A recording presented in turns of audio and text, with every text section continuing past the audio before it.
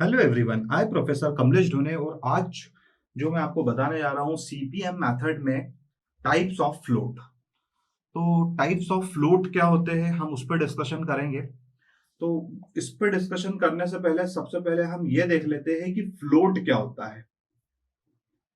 देखिए, फ्लोट का मीनिंग क्या होता है। जैसे हमने पर्ट मेथड पढ़ी थी पिछले वीडियोस में, तो उसमें हमने ये देखा था कि पर्ट मेथड स्लैक को फॉलो करती है। स्लैक, और स्लैक क्या होता था, जैसे फिर से मैं यही डायग्राम बनाता हूं। इस डायग्राम में आप देखिए, क्योंकि ये बहुत बेसिक डायग्राम है। हम ऊपर टी लिखते हो, नीचे टी एल लिखते हो, और स्लैक का मतलब ये बताया था मैंने कि T L minus TE. T L में से अगर आप टीई को माइनस कर दोगे तो आपको क्या मिलेगा, स्लैक। स्लैक भी एक टाइम था। अब यहां पर सेम वही बात है, फ्लोट के बारे में हम बात कर रहे हैं। तो जो सीपीएम में जो फ्लोट होता है, it is just similar to the slack. इसीलिए मैंने आपको स्लैक के बारे में फिर से बताया, जो आपने पर्ट में पढ़ रखा है, PERT method program evaluation review technique में। अच्छा, अब फ्लोट होता क्या है, मैंने तो आपको एक लाइन में बता दिया, टाइम होता है। पर कौन सा? तो it is the time by which starting और फिनिशिंग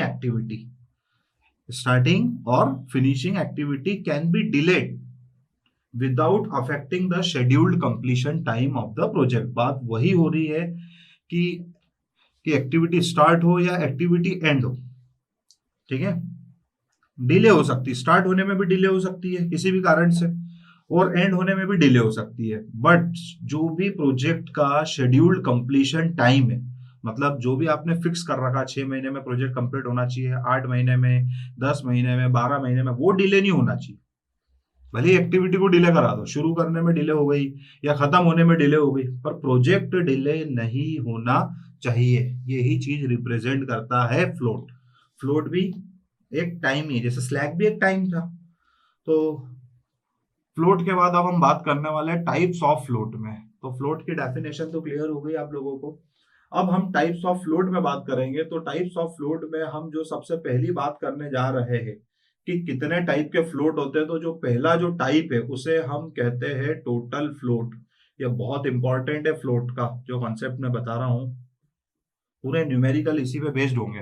तो टोटल फ्लोट भी वही होता है जो मैंने आप लोगों को बताया कि ये भी टाइम ही है जिसमें एक्टिविटी स्टार्ट हो रही है या फिनिश हो रही है, ठीक है। मतलब स्टार्ट होने में भी डिले हो रही है और फिनिश होने में भी क्या हो रही है, डिले हो रही है। पर शेड्यूल्ड कंप्लीशन टाइम, जिसे हम टीएस कहते हैं, यही तो प्रोजेक्ट का रहता है। शेड्यूल्ड मैं यहाँ लिख देता हूं ताकि ये बार बार वर्ड आ रहा है, कंप्लीशन टाइम ऑफ प्रोजेक्ट, ठीक है। जो भी आपने फिक्स कर रखा है वो चेंज नहीं होना चाहिए, वो अफेक्ट नहीं होना चाहिए कि आपकी काम में कुछ एक्टिविटी या डिले, कुछ एक्टिविटी देर से शुरू हुई है या देर से खत्म हुई है, तो आपका जो प्रोजेक्ट 8 महीने में खत्म होने वाला था वो 12 महीने में खत्म हुआ है। ऐसा नहीं होना चाहिए। ये है आपका टोटल फ्लोट। तो टोटल फ्लोट में, अच्छा, आप ऐसा क्या हुआ कि मतलब आप खुद बताइए कि कुछ काम देर से शुरू हुए, देर से खत्म हुए, पर प्रोजेक्ट टाइम पे खत्म हो रहा है, ऐसा कैसे? तो इसका मेन रीजन ये है कि axis of maximum available time over the activity duration. मतलब टाइम पे कंप्लीट हो गया, मतलब आपके पास मैक्सिमम अवेलेबल टाइम है ओवर द एक्टिविटी ड्यूरेशन। मतलब यहां पर जैसे कहते हैं ना, कभी कभी किसी भी कारण से आप किसी ट्रेन में बैठे यात्रा कर रहे हैं, मान लीजिए बीच में ट्रेन किसी भी कारण से, कोहरा हो, कुछ भी हो, उसके कारण ट्रेन डिले हो गई रास्ते में। तो पर फिर भी ट्रेन अगली सुबह उसी समय पहुंची, राइट टाइम पहुंची, मतलब ड्राइवर ने वो जो डिले हुआ उसको कवर कर लिया। तो यहां पर भी वही चीज है कि जो भी डिले हुआ वो हमने बीच में आगे कवर कर लिया किसी एक्टिविटीज में। तो इसीलिए मतलब यहां पर मैक्सिमम अवेलेबल टाइम है ओवर द एक्टिविटी ड्यूरेशन, ये कहना चाहता है टोटल फ्लोट। अब आप मेन चीज ये समझिए कि इसे फाइंड कैसे करते हैं, क्योंकि इस पे बेस्ड न्यूमेरिकल पूछे जाते हैं। ये देखिए, ये आपकी ड्यूरेशन है जो भी है। और अभी इससे पहले मैंने इसको ये आई है, ये जे है, और ये टी ई आई है, ये T L I, T E J और टी एल जे। और टी और टी एल क्या होता है मैंने आपको बताया था कि हर इवेंट के 2 टाइम होते हैं। एक होता है अर्लीस्ट एक्सपेक्टेड इवेंट टाइम और एक होता है लेटेस्ट अलाउेबल अकरेंस टाइम, और ये है ड्यूरेशन। और जैसा कि अभी हमने पिछले वीडियोस में देखा था कि ये ईएसटी है और ये ईएफटी है, और नीचे क्या रहता है, ये रहा एलएसटी और ये रहा एलएफटी। तो टोटल फ्लोट क्या होता है, बहुत इंपॉर्टेंट कॉन्सेप्ट होता है टोटल फ्लोट। तो यहाँ पर यह है कि एलएफटी में से आप ईएफटी को माइनस कर लो, ये टोटल फ्लोट निकालने का फॉर्मूला है जो मैं आपको बता रहा हूं। एलएफटी में से आप ईएफटी को माइनस कर लो, और ये क्या होते हैं मालूम है आपको, लेटेस्ट फिनिश टाइम और अर्लीस्ट फिनिश टाइम। मैंने इसके पिछले लेक्चर में आपको ये चारों टाइम बहुत अच्छे से समझा है। तो आप लेटेस्ट फिनिश टाइम में से अर्लीस्ट फिनिश टाइम को अगर आप माइनस करोगे तो आप टोटल फ्लोट निकाल सकते हो।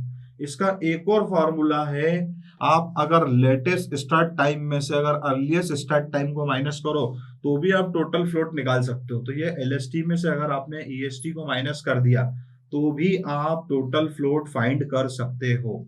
तो ये दोनों टेक्निक बता दी मैंने आपको, ये न्यूमेरिकल टेक्निक है, न्यूमेरिकल में यही कॉन्सेप्ट यूज होगा, और बाकी टोटल फ्लोट तो आप डेफिनेशन तो अच्छे से समझ गए।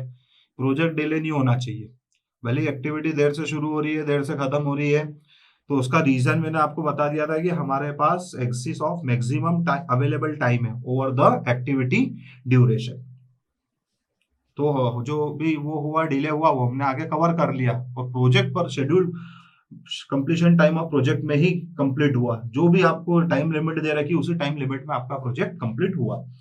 अब जो सेकंड नंबर का जो फ्लोट होता है उसे हम फ्री फ्लोट कहते हैं। कौन सा फ्लोट, ये देखिए। अच्छा, इससे हम अब आईएएस वगैरह की, गेट वगैरह की जो एग्जाम्स होती है आईएएस वगैरह की, उसमें बेसिकली कन्वेंशनल में आपको सिर्फ टोटल फ्लोट भी निकालो तो भी चलेगा, ठीक है, टोटल फ्लोट भी निकालो तो भी चलेगा, क्योंकि वहां पर थोड़ी सी टाइम की कमी रहती है। तो टोटल फ्लोट से भी आप क्रिटिकल पाथ को जज कर सकते हो, पर चूंकि मैं फ्लोट पढ़ा रहा हूँ तो मैं ये टाइप्स पढ़ा रहा हूँ तो मैं आपको सारी चीजें बताऊंगा। तो जो सेकंड है जिसे हम कहते हैं फ्री फ्लोट। अब ये फ्री फ्लोट क्या होता है, तो ये भी एक टाइम ही है, यहाँ पे जो भी बात हो रही है टाइम की बात हो रही है। यहाँ पर भी वही चीज है कि जैसे ऊपर था, ऊपर वाली जो चीज है टोटल फ्लोट की एक्टिविटी कैसे इस टाइम पे कंप्लीट हुई है, क्योंकि वहां पे एक्सेस अवेलेबल टाइम था।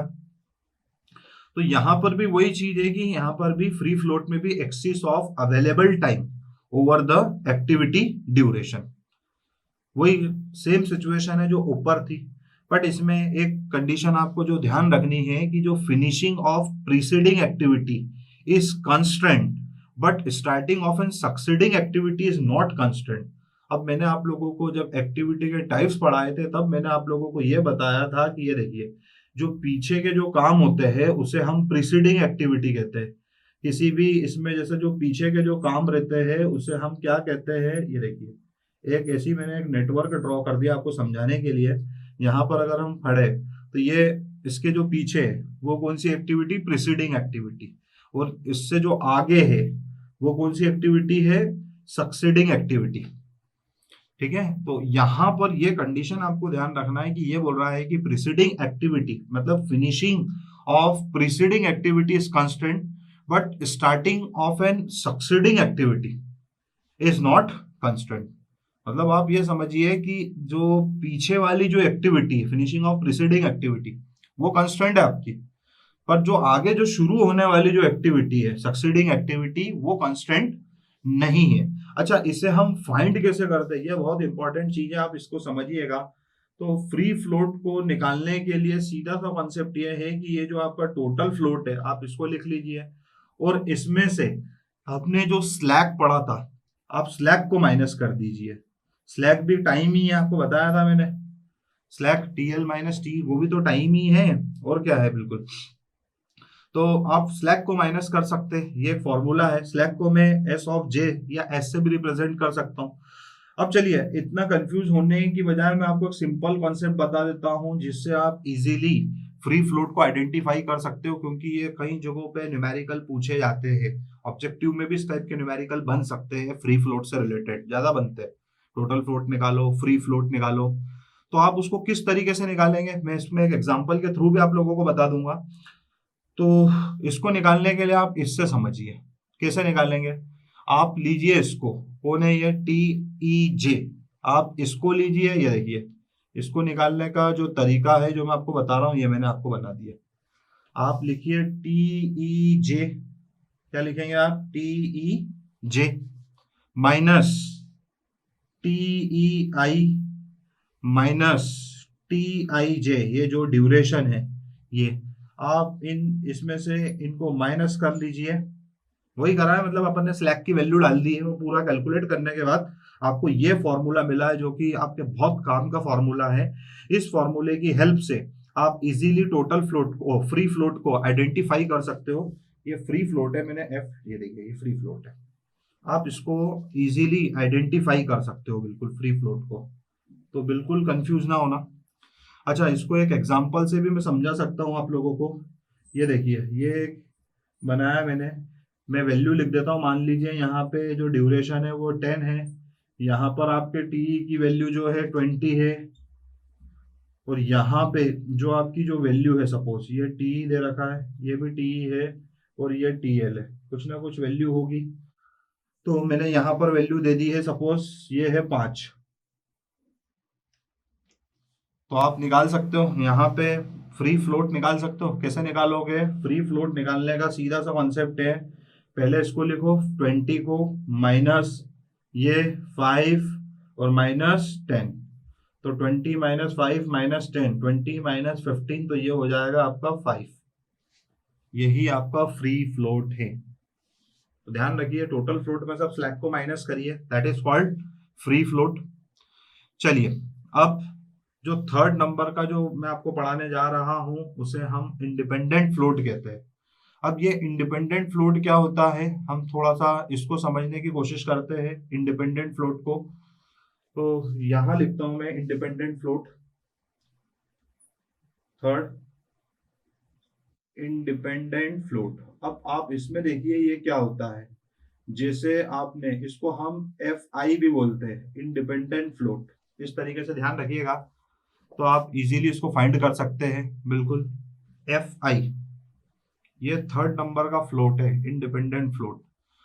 अच्छा, यहाँ पर आप थोड़ा सा शॉर्टकट ध्यान रखिए कि यहाँ पर भी मैक्सिमम टाइम अवेलेबल था ओवर द एक्टिविटी ड्यूरेशन, यहाँ पर भी मैक्सिमम टाइम अवेलेबल था ओवर द एक्टिविटी ड्यूरेशन, तभी तो प्रोजेक्ट शेड्यूल कंप्लीशन टाइम में कंप्लीट हो रहा था। पर इंडिपेंडेंट फ्लोट में क्या हो रहा है, यहाँ पर axis of minimum time available over the activity duration, यहाँ पर यह था कि जैसे मान लो ड्यूरेशन आपका 1 महीना है, तो आपके पास टाइम मैक्सिमम टाइम अवेलेबल था यहाँ पर, मतलब एक काम को करना, सपोज मैं आपको बोल रहा हूँ, मैंने आपको बोला है कि एक काम करना है, एक हफ्ता करना है, एक हफ्ते में ये काम कंप्लीट करके देना है। मैंने आपको एक प्रोजेक्ट, कोई भी एक टास्क दिया, अब मान लो वो काम आपने 2 दिन में कंप्लीट कर दिया, तो 5 दिन तो बचे आपके, मतलब आपके पास 5 दिन स्पेयर में। यहाँ पर भी वही चीज है, मैंने बोला है कि एक काम 7 दिन में करके देना, इसने 4 दिन में कर दिया, तो भी तो उसके पास 3 दिन बचे स्पेयर के। पर यहाँ पर इंडिपेंडेंट फ्लोट में क्या हो रहा है कि आपके पास मिनिमम टाइम अवेलेबल है, कि मैंने आपको एक काम दिया है जो आपको 7 दिन में करना है, और मैंने आपको 10 दिन का काम दे दिया है, तो आप खुद सोचिए बिल्कुल, ये 7 दिन में मैंने आपको बोल दिया 14 दिन का काम करना है, तो आपके पास बहुत मिनिमम टाइम अवेलेबल है, आपको डबल काम करना पड़ेगा, तब कहीं जाके आप 7 दिन में 14 दिन का काम करके दे सकते हो। तो axis of minimum time available over the activity duration, ये एक मैंने बहुत अच्छा एग्जांपल बताया है, समझने में बहुत हेल्प मिलेगी इससे। अच्छा, यहाँ पर भी जैसे यहाँ पर एक कंस्ट्रेंट था, तो यहाँ पर भी एक मतलब कंस्ट्रेंट है, क्या है वो कंडीशन, कि वही प्रीसीडिंग और सक्सेसिंग वाली जो कंडीशन हमने यहाँ पढ़ी थी कि नहीं, यहाँ पर क्या कंडीशन थी कि finishing of preceding activity is constraint, कि ये फिनिश होना चाहिए, but starting of succeeding activity is not constraint, मतलब पीछे के काम कंप्लीट होना चाहिए, वो कंस्ट्रेंट है, पर आगे के नहीं भी होंगे तो चलेगा, ठीक है, ये कंस्ट्रेंट नहीं है, वो आप आपके हिसाब से करो, पर ये पहले कंप्लीट होना चाहिए। अब तो इंडिपेंडेंट फ्लोट में हम लोग देखिए, अब यहाँ पर क्या कंस्ट्रेंट है, फिनिशिंग ऑफ प्रीसीडिंग एक्टिविटी और स्टार्टिंग ऑफ सक्सीडिंग एक्टिविटी जो है is not affecting at the time analysis of independent float. तो यहाँ पर आपको ये ध्यान रखना है कि ये जो प्रीसीडिंग एक्टिविटी है फिनिशिंग ऑफ प्रीसीडिंग एक्टिविटी और finishing of succeeding activity is not affect the time of analysis of independent float. मतलब अफेक्ट नहीं करती है प्रीसीडिंग एक्टिविटी, सक्सीडिंग एक्टिविटी, ठीक है, इंडिपेंडेंट फ्लोट में। तो यहां पर उसने क्लियर कर दिया। अब ये इंडिपेंडेंट फ्लोट निकलेगा कैसे, ये चीज समझना है।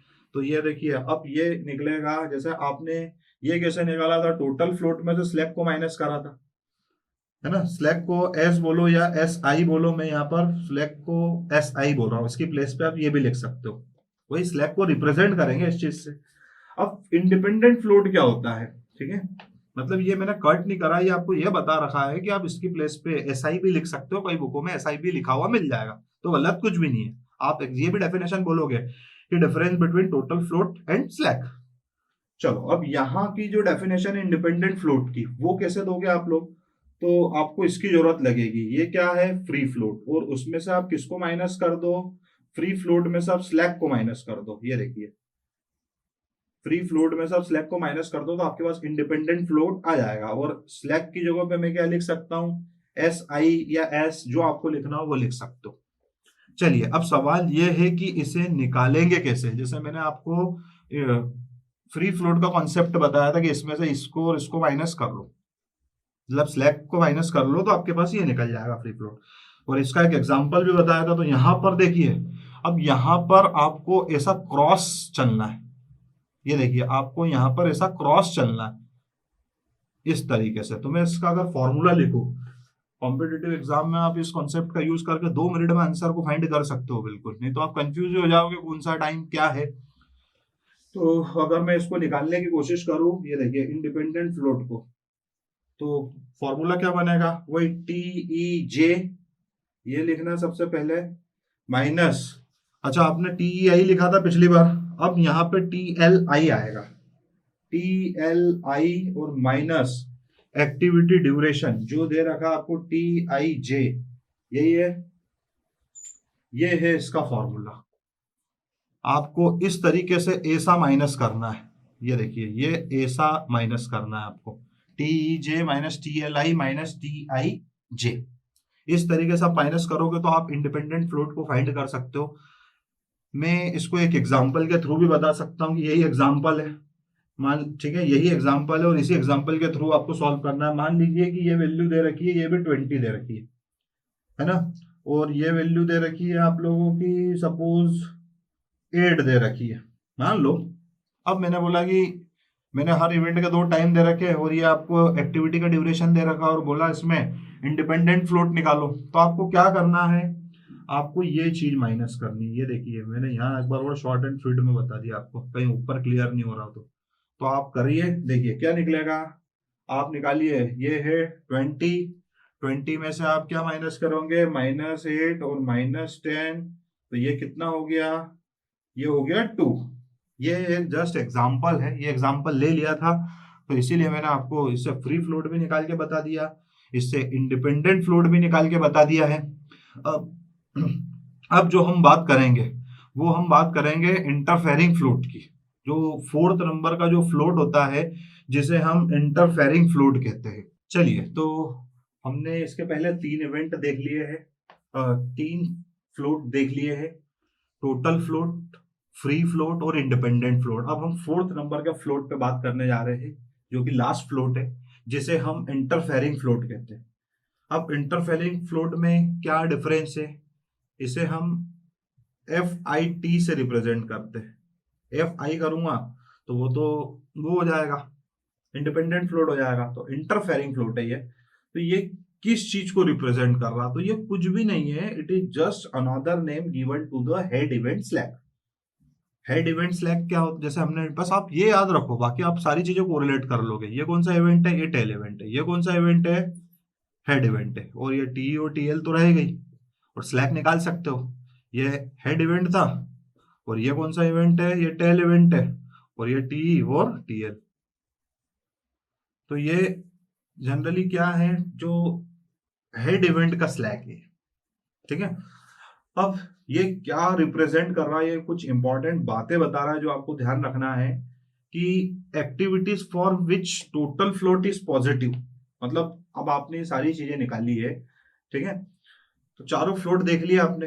इंटरफेयरिंग फ्लोट में ज्यादा कुछ भी नहीं है, बस इतना से ही आपको ध्यान रखना है कि ये हेड इवेंट स्लैग को ही हम लोग क्या कह रहे हैं, इंटरफेयरिंग फ्लोट। न्यूमेरिकल में भी इसे फाइंड करने की कोई जरूरत नहीं है। अब देखिए जो चीजें मैं बता रहा हूँ वो बहुत काम की है। तो हमने चारों फ्लोट देख लिए, टोटल भी देख लिया, फ्री भी देख लिया, इंडिपेंडेंट भी देख लिया, और जो चौथा वाला था फोर्थ नंबर का FIT, इंटरफेयरिंग फ्लोट भी देख लिया।